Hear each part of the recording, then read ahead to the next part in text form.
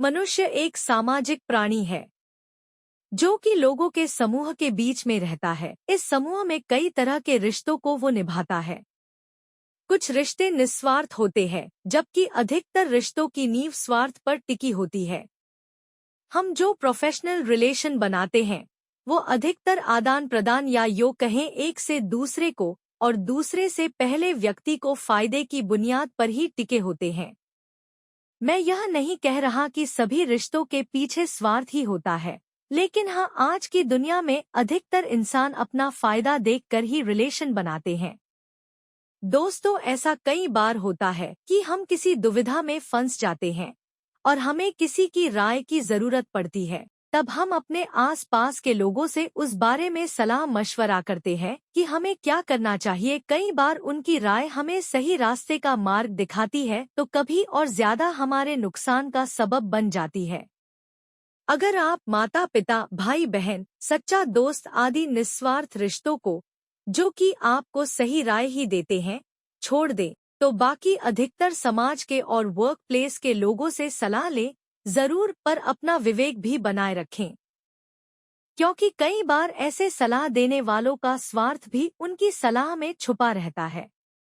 इसलिए सुने सबकी पर माने अपने विवेक और अंतरात्मा की। एक बार एक आदमी अपने छोटे से बालक के साथ एक घने जंगल से जा रहा था।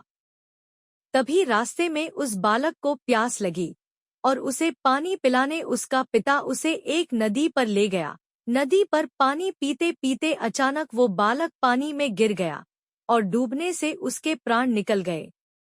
वो आदमी बड़ा दुखी हुआ और उसने सोचा कि इस घने जंगल में इस बालक की अंतिम क्रिया किस प्रकार करूं।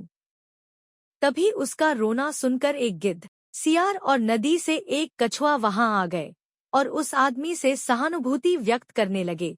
आदमी की परेशानी जानकर सब अपनी अपनी सलाह देने लगे। सियार ने लार टपकाते हुए कहा, ऐसा करो, इस बालक के शरीर को इस जंगल में ही किसी चट्टान के ऊपर छोड़ जाओ, धरती माता इसका उद्धार कर देगी। तभी गिद्ध अपनी खुशी छुपाते हुए बोला, नहीं, धरती पर तो इसको जानवर खा जाएंगे। ऐसा करो, इसे किसी वृक्ष के ऊपर डाल दो ताकि सूरज की गर्मी से इसकी अंतिम गति अच्छी हो जाएगी। उन दोनों की बातें सुनकर कछुआ भी अपनी भूख को छुपाते हुआ बोला, नहीं, आप इन दोनों की बातों में मत आओ। इस बालक की जान पानी में गई है, इसलिए आप इसे नदी में ही बहा दो। और इसके बाद तीनों अपने अपने कहे अनुसार उस आदमी पर जोर डालने लगे। तब उस आदमी ने अपने विवेक का सहारा लिया और उन तीनों से कहा, तुम तीनों की सहानुभूति भरी सलाह में मुझे तुम्हारे स्वार्थ की गंध आ रही है।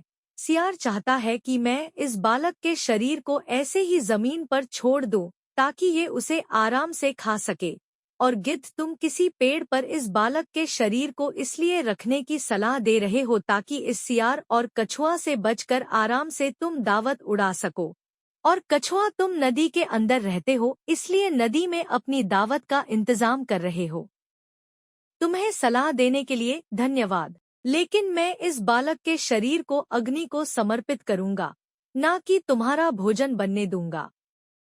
यह सुनकर वो तीनों अपना सा मुँह लेकर वहां से। दोस्तों, मैं यह नहीं कह रहा हूँ कि हर व्यक्ति आपको स्वार्थ भरी सलाह ही देगा, लेकिन आज के इस कम्पिटिटिव युग में हम अगर अपने विवेक की छलनी से किसी सलाह को छान ले तो शायद ज्यादा सही रहेगा।